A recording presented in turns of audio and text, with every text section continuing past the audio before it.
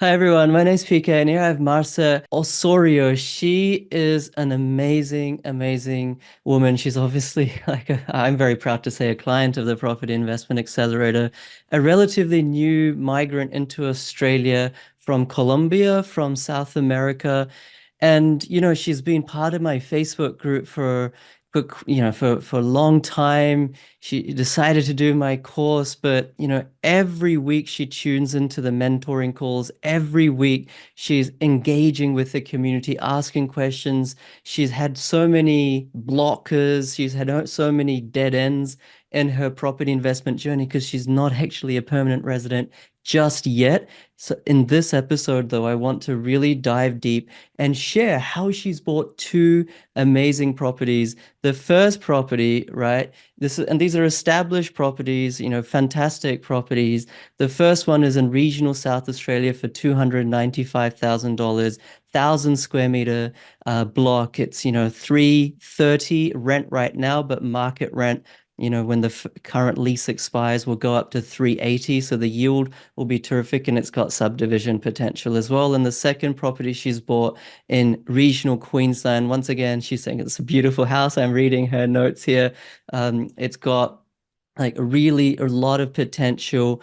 It's already rising in value because similar properties are selling for about 20, $30,000 more in the same part of the suburb. She's got it for about $366,000, and the rental appraisal is about 470 a week. But I don't just want to give you guys the success or the conclusions. I want to dive deep and share and ask the questions of how she's actually done it, because it's a big thing migrating halfway around the world and then navigating a new property market, especially as someone who's not a citizen, with the banking regulations, with the SMSF regulations, with the broking, with lending, with FIRB, with approvals, extra stamp duty, etc., etc. So it's really a story, I would say, of grit and not giving up. And that's no credit to me, and it's all credit to her. So, like I was saying before we hit record, Marcia, I just want to say, yeah, I mean, I'm super, super happy and proud and thrilled at what you've achieved. Hi, Piquet. Thank you so much for inviting me. It is very lovely to be here. I feel so honored. I work very hard for this. I've been saying to my partner, to my family, like, hey, look, no, it's not for an answer. We're gonna get there. So yeah, that's pretty much it. And a lot of you will recognize Marcia because she's, very um she has lots of expression. She's always like contributing in the Facebook group, trying to help each other, everyone out. So I'm loving this episode already. Let's just start from the start. Like, when did you arrive in Australia, and like, why are you so interested in investing in property? Why not just hang out at the beaches? Why not just, do all those things? Why are you so fixated on generating wealth? Well, I came to Australia 8 years ago. I was living in Victoria to start with. I'm in South Australia at the moment. And then when COVID hit, I was an international student. So that hit me really, really hard because I lost my job. I work in hospital. I'm a chef. I do not have a high income. So obviously lose it all, then keep paying rent, my study fees, and it was a whole thing. I was like, oh, I can't do this. Then I start trying to generate some money and get into like finance and all of that. And that's how this whole thing started. Then I found you, your YouTube videos, and I'm like, oh wow. So I saved over a year for paying your course, even when I was international student. Um, then I think I talked to you about the course, and then I was like, okay, I'm gonna go ahead. I know that I might not be able to buy now, but let's get trained for it. And that's how everything started because I feel like the uncertainty and what I'm seeing as an immigrant is like Australia is a beautiful country, is so rich. We have so much opportunities, and the opportunities are for each of us. So we just need to take them. The opportunities are just there. We just, yeah, have to take advantage of it. It's such a like a a mindset because I think those of us who have grown up in Australia, we can take advantage of, or we can become complacent, I think, of Australia, and we can sort of start to complain about how expensive everything is and politics and this and that. But it's really refreshing when you hear folks from overseas like yourself come in and just the gratitude that you have and the perception you have as the land of opportunity compared to where you're coming from. And so I think that's really inspiring. So, did you actually finish your, like you were an international student, did you recently finish your studies or and you just started working? Is that what's happening? So I finished all my studies at mid-20. Then I have to apply for a postgraduate, which is what usually happen after you finish your uni or your TAFE or whatever. Yeah. Then within my 485, which is the postgraduate visa, you are allowed to work full time because technically as an international student, you are a part-time. You can't work overtime. Yeah. Otherwise, you can get back. Yeah, sure. So as soon as I finished that, I start to do all my paperwork to apply for my PR. So I have to move interstate because I was in Melbourne by the time, and I have to move to regional South Australia in order to achieve my PR. And then that process took me from 2021 to 2024. I just got the invitation, which is when the governments look at your profile and they go like, hey, look, you're qualified with your skill to apply for migration. So therefore, we want you in this stage, at that stage, at this stage. So that's what happened in January. And then after that, you go into a bridging visa Hmm. to this visa that I applied, which is the 491, if it makes sense. Yeah. So yeah, that's pretty much it. And so what are like, you've got these two properties, well, you're sort of, almost got them, I would say, haven't quite settled, etc.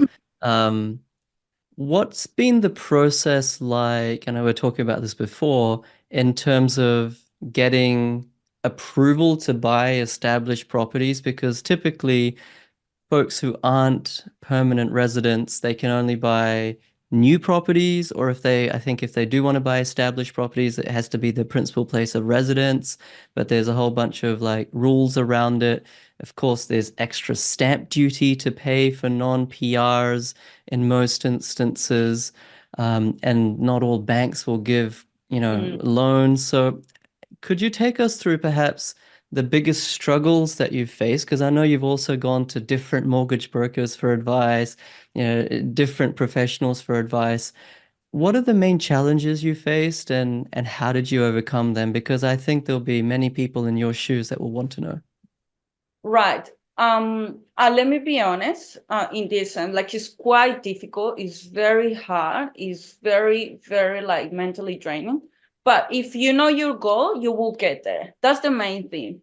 You can get overwhelmed by the tsunami of documents that you have to get done, but when you get it done and it's settled, you will get the fruits. So yes, I have to pay extra stamp duty, but it's a ways to work around to do not overpay for the stamp duty.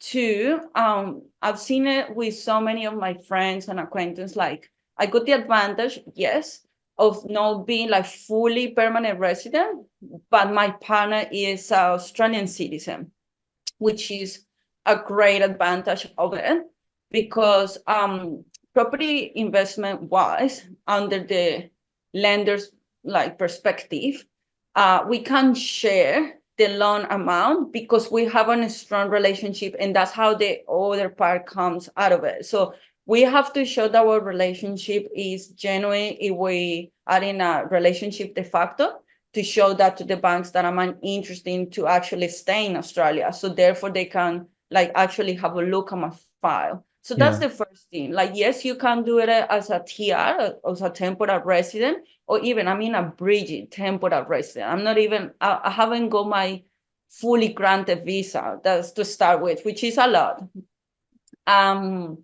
But yes, you can do that through an Australian citizen and apply together. Two, there are states that are a little bit more friendly than the other ones. So, for example, in Queensland, because my partner and I, we are looking at as Australian citizens in once because of her citizenship. So we are Australian citizens, but for example, in South Australia, when we trying to buy in here, we were being named as a foreign entity. So in this case, we did not need to pay FIRB because she's an Australian citizen, but I'm not, but I have to pay extra stamp duty. So what we did is to work around the ownership percentage in order to pay less stamp duty. And that's to legally the way to work around and pay less when you are like a TR or yes, or you are in that process to get the TR. So there's two things. One is how to get the loan. The second thing is how to get the Foreign Investment Review Board approval, FIRB. And the third thing is uh, what percentage of the title of the property on the contract do you put as your ownership versus your partner's ownership? And it sounds like in South Australia, because they are a little bit more strict versus Queensland, you had to have your partner, who is a citizen, own the majority of the property. But that is an independent equation versus the FIRB approval. You still had to get the FIRB approval for South Australia, or did you avoid getting it? Yes, we do avoid getting it because she's Australian citizen. It wouldn't be different if, for example, she wouldn't be a permanent resident only, or if we were like both 491 visas. We have to get those first if we were in those visas, but since she born here, we get away with it. That's why, Right. and also like yes, she owns more the house than me, which is great. And is that the case for Queensland as well? There's no FIRB approval process? Queensland, I was treated as an Australian citizen because we were buying the same. Like actually we're 50-50 in the Queensland one, where Mhm. in South Australia we are slightly different. And for Queensland, you didn't have to pay the extra stamp duty that non-PRs have to pay, but in South Australia you did. Is that what happened? Did I understand correctly? Correct. So in Queensland, I did not pay extra stamp duty. Right. So there's FIRB, there's stamp duty, and then there's borrowing capacity. So regardless of who's on the title in terms of what percentage of ownership, if you're comfortable sharing, for these two properties, did you predominantly use your borrowing capacity or your partner's borrowing capacity? Or was it both? Oh, no, we actually use both, and it's under our personal names. Like we Mhm. are not even using like SMSF or any of those things. It's actually under personal names, but you have to get a mortgage broker that is actually very, very well knowledge with the immigrants because this is quite like hard topic. It's so hard to understand the visas and all of that because it's so confusing even for us that we're trying to migrate to Australia. Yeah, yeah. For folks in your position, Marce, how did you find a really good mortgage broker? Like, how did you ask particular questions to figure out if they know this stuff, or how did you know that, yep, this mortgage broker is good? Because it's added complexity, and maybe in the mortgage broker's eyes, they're like, this is so hard, and I'm not getting paid anymore just because these guys aren't citizens. So, like, how can people try to find a good broker? Well, I think as you say, you have to surround it with a good team, and one thing leads to another. So I got a beautiful accountant, which you recommend us in the course, and that accountant it was very well knowledge in regards to the visa. So I was asking him, I was asking different type of conveyancers and solicitors, like here, that's my situation, and I think when you communicate effectively and clear where you're at, I think people can direct you to the right person. And obviously, when you find the right person, you just need to be as honest as possible and say, like, hey, look, I do not have this, I have this, I'm in this stage, can we do this? Instead of like, trying to waste their time and maybe confuse them further with the visa situation because the majority of the brokers that I went, because I went to so many. They say, no, you have to wait until you get your PR. No, you have to wait until this. You have to wait. And I'm like, no, I already wait. The Adelaide boom, I wait for the first pair boom. I can't wait anymore. I've been waiting for 2.5 years, and I can't wait more. Then it needs to be a way that I have to get this. There's no a no for answer again. Yeah. I mean, that's what I was saying at the start of the episode. You've really not taken no for an answer. And for folks that are out there that maybe are in your exact position, but they don't have their PR yet, they're like, it's a lot of documentation. Maybe I do need to pay some extra stamp duty. Oh, it's just so hard. Let me just wait 1 or 2 or 3 or 4 or 5 years until I become a PR, permanent resident, and then I'll invest. Then I'll, step onto the property ladder. That's just an easier option. What would be your suggestion, or what would be your advice to them? Look, if they're immigrants like me, I would ask them the question like, would you wait another 4 to 5 or 6 years to wait in Australia, relax the laws, and then come to Australia? No, we were desperately want to find a different journey in Australia, and we do so much to stay here. It's the same in property investment like journey. As much as you wait, it's harder it's gonna get, because that's how it is migration wise. If you wouldn't migrate 15 years ago, it wouldn't be way easier, open market, to migrate. Nowadays, it's so hard. It's very difficult. It's the same equation, but to the investment property. Like, why do you need to wait 10 or 15 years when you can do the hard work now? Hard work like open marks, because we already done the hard work, which is migrated here. We're out of our comfort zone. We leave our family. We have to reinvent sometimes. I was a nurse in Colombia, and here I have to become a chef, which I love it now.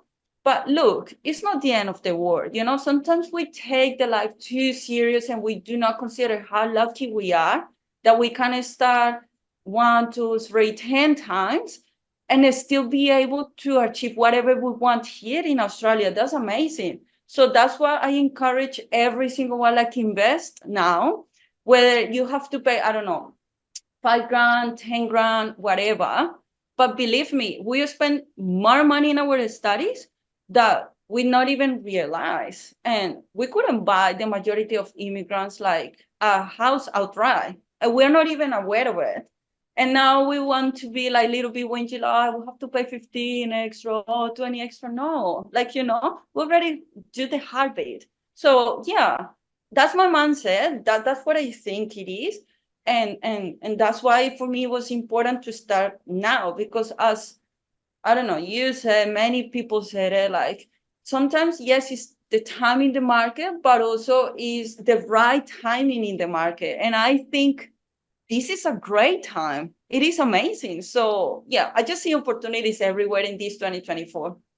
Yeah, I love that answer. I mean, your enthusiasm and determination is very infectious. I feel like going out for a run or something. But no, that's also I love it. And how did you build so much confidence in the Australian property market? Like, I know for sure if I migrate to Colombia, I know nothing about Colombia, and I'm probably like super skeptical about every single person I meet that's, related to property. I'm just making up a hypothetical example here. And I'm probably like, oh, I have no idea how the property market performs in Colombia, let alone different cities, different suburbs. I don't know the legal side of things. Like, what if someone steals my property? Is that a thing in Colombia? What if someone squats there? Just claim it? I'm trying to create a bit of a scenario of my mindset, and that would probably scare me enough to like not want to think about investing, at least in the first 10 years of being in a new country. How have you been able to gain so much conviction in Australian real estate? How have you been able to gain so much understanding of the legalities, the regulations, so that you're putting basically the lion's share of your life savings into investing in real estate? Well, I think there are two factors. So the first factor comes by knowledge. as I mentioned before, I saved for a year with your course, but I was following like you, like your YouTube channel as well as the Facebook, and I've seen it, like, and not only that, I have the opportunity to meet a lot of people in Melbourne who invest in property, and I was like, wow, this is amazing. How much money, how much more, rather than the money for me in that time, it was the yeah, in those moments it was the time, because when you're an international student you start to evaluate like, oh, I'm so tired, I have to do this and that. So the time for me was like crucial. I want to get more time in this country to enjoy this country. So I started gaining a lot of confidence over the YouTube and the Facebook group. And as soon as I pull the trigger and buy your course, it's not like, I'm trying to everyone, like, hey, buy Pique's course, because it's not. But literally give me more confidence. And I was like, you know what? I can do this. Like if other people do it and in another immigrants are doing it for a different countries, why not? And even like sometimes we have that sort of mindset because we got an accent, our English is not the best, people are not taking you serious.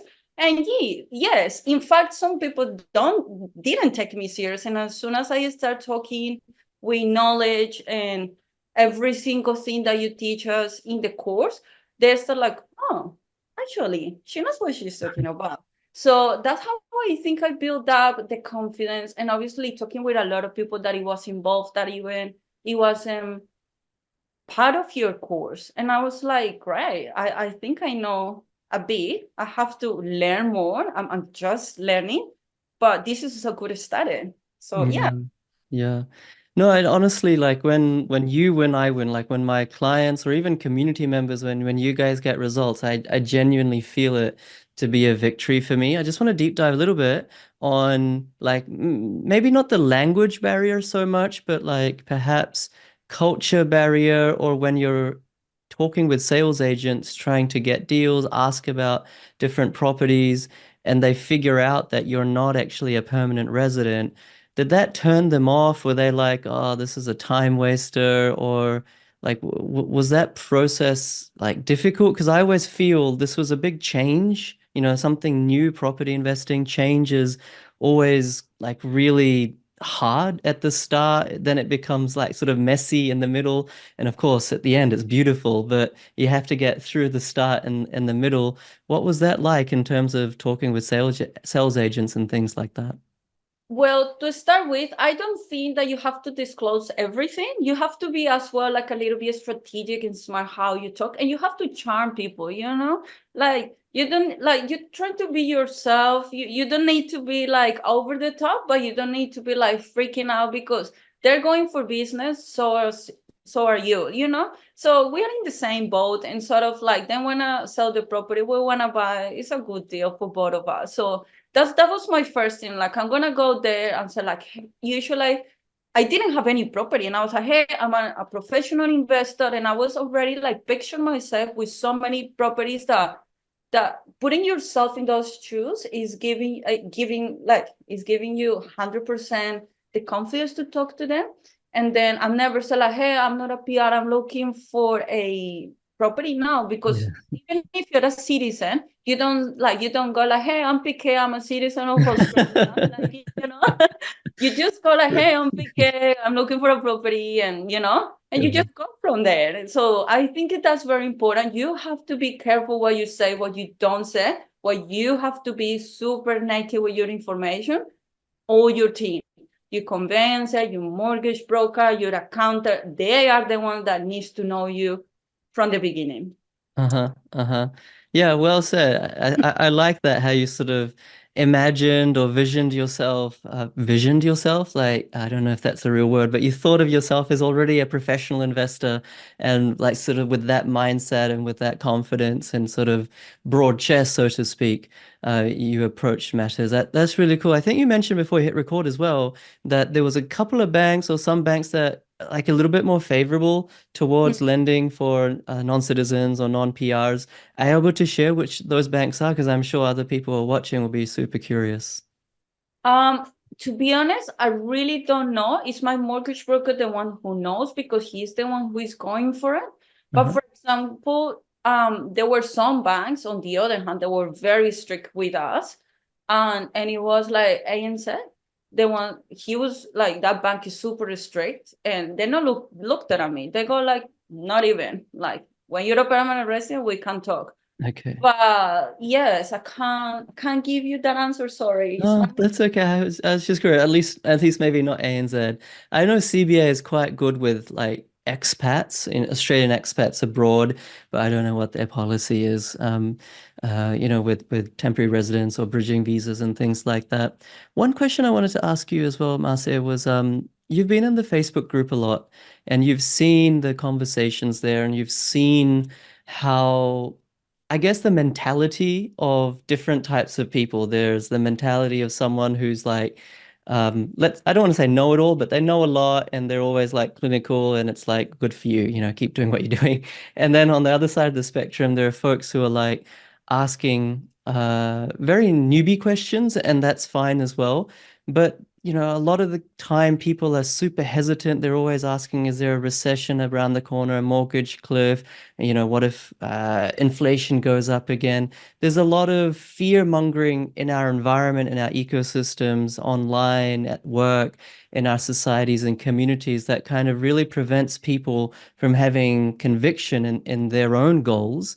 What is the kind of advice perhaps that like if there was 100 people in the Facebook group that were relatively new to property investing, what's some advice that you can share with them based on your own experience in terms of mentality and mindset? Well, I think this is a very good question actually, because again, I think it's maybe for my migration background that I can't see Australia going to crash. And even if it crash in the worst thing, it will be exactly the same thing as we are in South America. And in South America, we are still quite comfortable to live. So when people is quite hesitant or a little bit scared, I think it's maybe because respectfully, I don't know anyone's like, situation, but I think when you have your goals like clear, you block the noise. You know what I mean? So many people when we migrate at the same time, they're just coming back because they can't do it. But we have a bunch of us that we are like, look, yes, it's hard at the beginning, but after we pass that, it's gonna get on, like it's gonna get easy and easier and easier. So what I will say is definitely like, yes, you have to look after yourself first instead of looking others. Yes, whatever like happened in Australia, like in the macroeconomy, it would affect us, but they can't control your own household situation, your personal finance. And regardless of what happened around, you have to control yourself because that's the only thing that you can do. Like you can't control someone else, or you can't control even your partner, your neighbor, but you can control what to do with your time, what to do with your money, how to allocate those important assets. When you do that, believe me, you get the confidence and you get the strength to say, like, look, the worst comes to worst. I already been there. We already been in COVID, which it was the worst, and here we are. We are alive. I don't know. A lot of migrants come here. We don't have jobs and house crisis and all of that, but we're here and we are still buying houses, and it's houses for everyone. You know what I mean? So the worst that it could happen already happened, and we are so afraid that that worst can come to us, but we don't realize that already happened. So Hmm. yeah, I think when you are in a journey that the worst thing can happen to you and already happened to you, you are not afraid anymore. And I think sometimes we are so full of fear and we forget to live our life not as serious. Sometimes we take it too serious, and it's like, and it's so short. So yeah, I think, yeah, I would say like, just work on your fears. That's what it is. Sometimes it's just fear to being in a situation that you maybe already been and you not even realize that you've been there. Sure, sure. Yeah, and it's like, 99% of the time, what we're most afraid of, it's like it never transpires. If you think about all the times in your life you're super afraid or anxious or nervous about some future event, I almost guarantee like 100% or 99%, it never actually happened, or if it did happen, it was like minuscule and relative to how much you made it out to be. And like the immigrant's journey or the immigrant story is so unique because to migrate from one country to another is much harder than buying investment property. And so if you've done that, like exactly what you've said, you've already done the hardest thing. Like it's only going to get easier from here. So I think, if you have that context, you back yourself, and the best way to start is to start. It's not to like overthink it. And of course, don't just like jump into anything. Don't jump into a course without doing your due diligence, or jump into a property, or jump into anything. But at the same time, not overthinking is also a skill, one that I'm still working on myself, by the way. So I'm not preaching from a pedestal or anything like that. And then like let's say fast forward, Marce, and yourself and your partner, 10 years from now, 20 years from now, what are your guys' goals in terms of wealth or property or in this kind of facet of life? Do you guys have crystal clear goals, or what's your long-term strategy?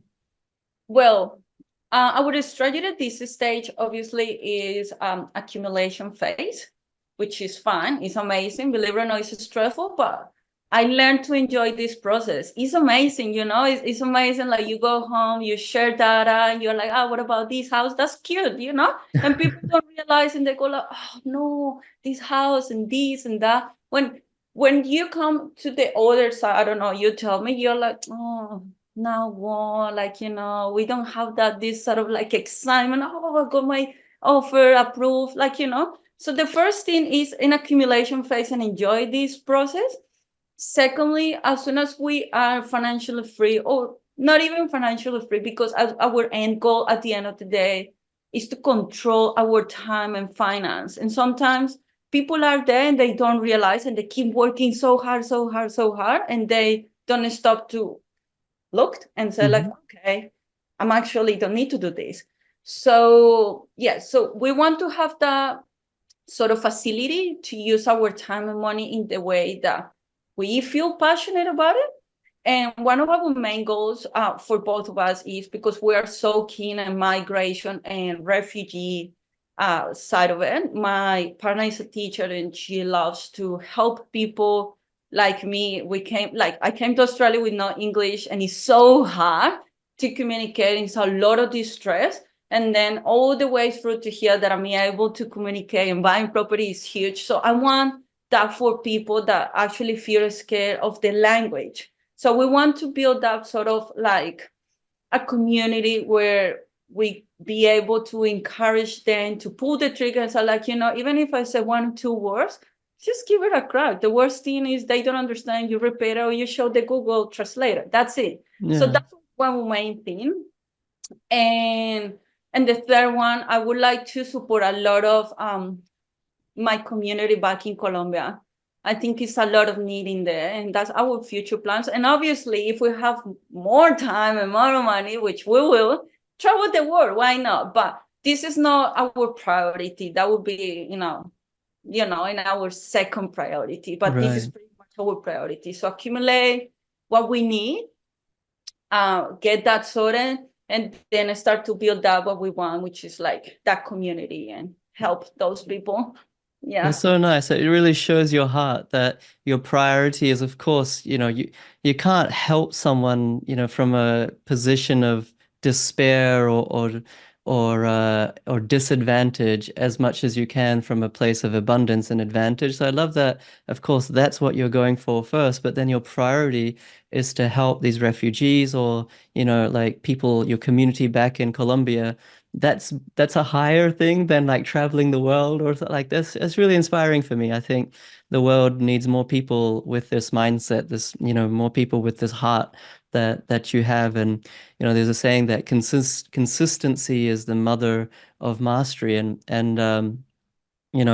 as I've seen you constantly engage, like I was saying at the start, with the community, with the mentoring calls, with myself, asking questions, you've always been at it. And, of course, you didn't have the funds at the start. You saved a whole year just for the course, which makes me feel super grateful, by the way. Thank you.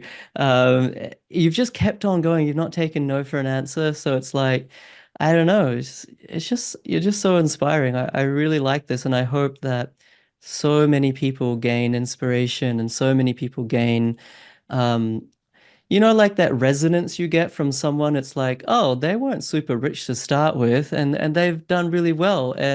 And by the way, they're super humble and they're trying to help. I think it's those stories that really embed themselves in our psyche and give us the encouragement that we can do it too. Because if you hear someone who's like then fabulously wealthy and it's like, well, I can't relate to them anymore, and it's like that only works for some people. But I loved it. I love talking to you.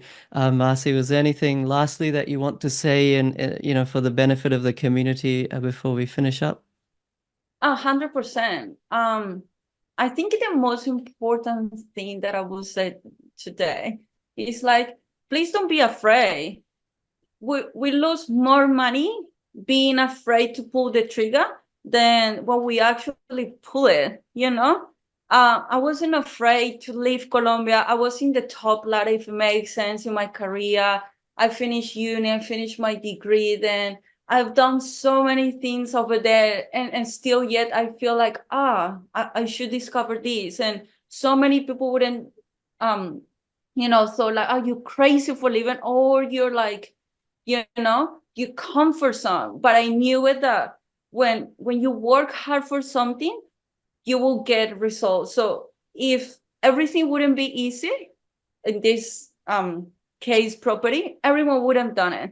So Right. please, just even if it feels hard, it's because you're going in the right way. Because nothing that is actually truthful like comes from an easy path.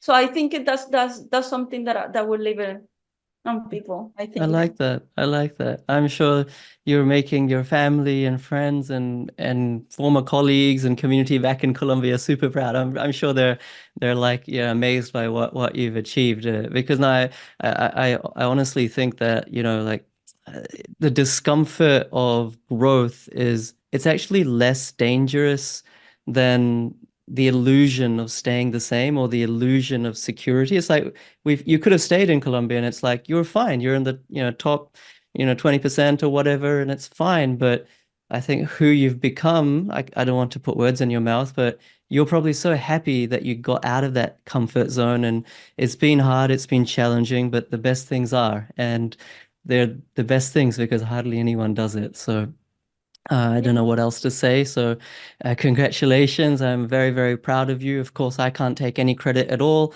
I always say with my students or clients, I kind of meet you halfway, and then you kind of have to come halfway as well. It takes two to tango. And I think for you, you've definitely come more than halfway. You've come more on my side, and I don't think I've done much at all. So, all credit goes to you. And I'm, how cool would it be to have a conversation in 10 years or 15 years and you're helping those refugees, you're helping your community at home, you're living abundantly. That would put a big smile on my face. So congratulations. Thank you, Piquet. Thank you so much for giving me the opportunity to be part of your community. Thank you for your course. And thank you for all the support. Like, yes, I work hard, but you being an exceptional like support person to me. So thank you so much for everything. And yeah. Thank you so much, Marcy. I'm very grateful. And thank you everyone for watching or listening. Hopefully you got a ton of education, but I think this one was all about inspiration, all about like, yeah, you can do it too. And I always say this at the end of these client videos. There's more than 150 of them in the client results playlist. Go through them. There's amazing, amazing people like Marce, local people, international people from all walks of life, all wealth spectrums. You'll become so much inspired by them. And honestly, I don't care if you do the course or not. Even without me, please take action because, when you win, I win. That's kind of like the mentality I have. So thank you for watching. Thank you for listening. And once again, thank you, Marcy. Thank you.